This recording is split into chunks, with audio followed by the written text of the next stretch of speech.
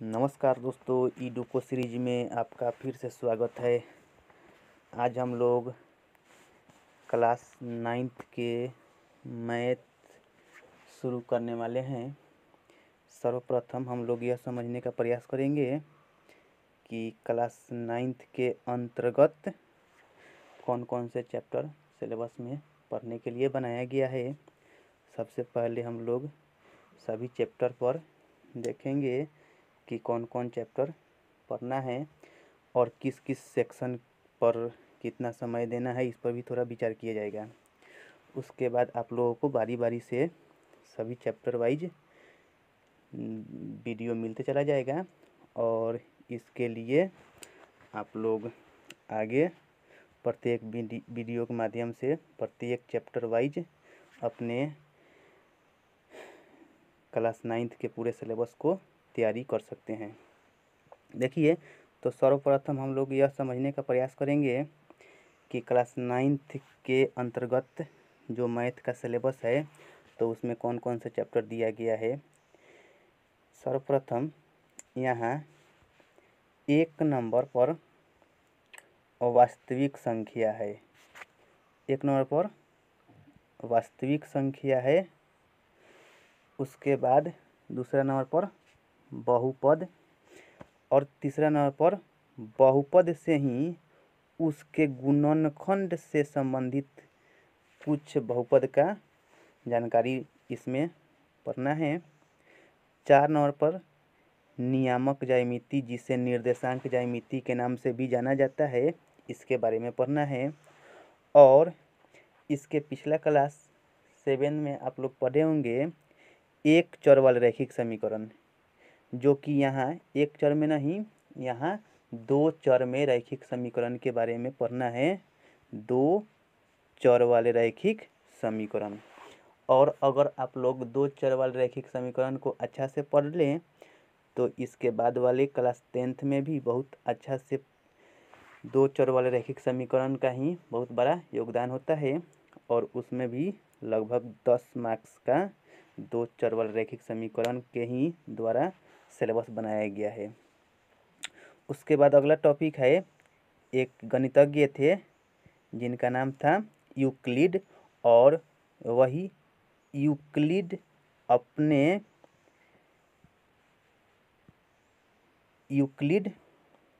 उनके द्वारा कुछ ज्यामिति से संबंधित नियम के बारे में बताया गया है। तो उनका ज्यामिति से क्या कैसा संबंध था और वे अपने जीवन काल में ज्यामिति के अंतर्गत क्या अपना भूमिका निभा पाए थे, उनके ज्यामिति के क्षेत्र में क्या भूमिका रहा था, उसके बारे में पढ़ना है। और उसके बाद पढ़ना है रेखाएं एवं कोण। रेखा क्या है और रेखा से ही बनता है कोण, तो उस रेखा और कोण के बारे में पढ़ना है। उसके बाद पढ़ना है त्रिभुज, और त्रिभुज के बाद में पढ़ना है चतुर्भुज। त्रिभुज 3 भुजा से जो बंद आकृति हो जाता है तो कहा जाता है त्रिभुज, जो कि 6 प्रकार के होता है। तो हम लोग इसका जब प्रॉपर वीडियो आएगा उस समय समझने का प्रयास करेंगे कि त्रिभुज क्या है। इसी तरह से 4 भुजा से मिलकर जब आकृति बंद हो जाता है तो उसी का नाम दिया गया है चतुर्भुज। और चतुर्भुज में भी विशेष रूप से यहाँ समांतर चतुर्भुज के बारे में पढ़ना है। उसके बाद क्षेत्रफल पढ़ना है। क्षेत्रफल देखिए क्या होता है कि किसी भी बंद आकृति के अंदर का जो क्षेत्र होता है उसी के अंदर वाले क्षेत्र को ही क्षेत्रफल के रूप में जाना जाता है। और एक गोलाकार आकृति जो वृत्त के नाम से जाना जाता है तो उस वृत्त के बारे में पढ़ना है। और उसके बाद बनावट कहिए या रचनाएं कहिए, उसके बारे में पढ़ना है। और इसके बाद त्रिभुज से ही संबंधित क्षेत्रफल निकालने का सूत्र 1/2 गुने आधार गुने शीर्षलंब, यह तो होता ही होता है।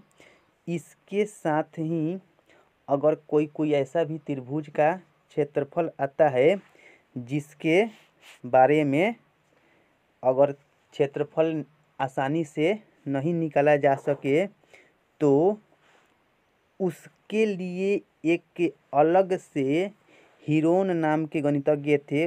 वही हीरोन अपने गणितीय सूत्र जो त्रिभुज से संबंधित होता है उनका क्या था, उनका योगदान क्या था त्रिभुज के क्षेत्रफल को ज्ञात करने के संबंध में, उसके बारे में जानकारी वह दिए हुए थे। और इसीलिए उसी सभी जानकारी को उनके द्वारा जो दिया गया था उसे एक चैप्टर के रूप में पढ़ना है, जिसे नाम दिया गया है हीरोन का सूत्र और इनका प्रयोग। उसके बाद हम लोगों को पढ़ना है घनाभ तथा घन और बेलन शंकु गोला। और इस प्रकार से यह सभी देखा जाए तो घन, घनाभ, शंकु, बेलन, गोला यह सभी चैप्टर 3D के अंतर्गत आता है। इसीलिए 3D के सेक्शन को एक विविध के रूप में तैयार करके सवाल दिया गया है, जिसमें विविध यानी कि सबको मिलाकर एक सवाल दिया जाता है। और उसके संबंध में अगर पीछे वाला वीडियो सब घन, घनाभ, शंकु, बेलन, गोला वाला अच्छा से आप लोग देख पाएंगे तो उससे संबंधित विविध प्रश्न को भी आसानी से बना पाएंगे। और अंतिम हम लोग यहाँ सांख्यिकी आंकड़ा पर आधारित कुछ सवाल दिया जाता है, जिसमें माध्य, उसके बाद सांख्यिकी के आंकड़ा पर आलेख यानी कि चित्र बनाने के संबंध में सवाल रहता है। और कुछ सांख्यिकी के ही संबंध में माध्य, माध्यिका और बहुलक से संबंधित कुछ सिलेबस में पढ़ाई करना है। और अंतिम यहाँ दिया हुआ है प्रायिकता। तो प्रायिकता क्या है? प्रायिकता का मतलब होता है संभावना। और यह संभावना क्या होता है, इसी संभावना से संबंधित एक चैप्टर बनाया गया है जिसे प्रायिकता के नाम से जाना जाता है। इस दुनिया में कोई भी काम किया जाता है, जैसे में कि मान लिया जाए कि खेलना हो, चाहे कुछ भी, क्रिकेट खेलने से पहले टॉस किया जाना हो, चाहे क्रिकेट अगर मान लिया जाए कि खेल खेला जा रहा है तो उसमें किसी टीम को कितना जीतने का और कितना हारने का चांस रहता है, उसी के चांस को, संभावनाओं को व्यक्त करने के लिए एक जो चैप्टर का निर्माण किया गया है उसे प्रायिकता कहा जाता है। इस प्रकार हम लोग यह समझने का पूरा प्रयास किए कि पूरे क्लास 9th के मैथ में हम लोगों को कौन कौन सा सेक्शन पढ़ने के लिए दिया गया है। अब यहाँ हम लोग यह विचार करेंगे कि देखिए, मुख्य रूप से 5-6 अलग सेक्शन में जो सबसे महत्वपूर्ण सेक्शन के रूप में आता है, एक तो होता है अलजबरा, जो कि अलजबरा के बारे में पढ़ना है। और अलजबरा के बाद में एक और सेक्शन है जो ज्यामिति के नाम से जाना जाता है।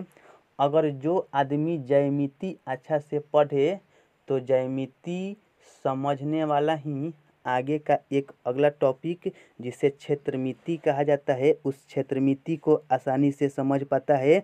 और क्षेत्रमिति में 2-3 तरीका के मिलता है, जिसमें कि 1D, 2D, 3D।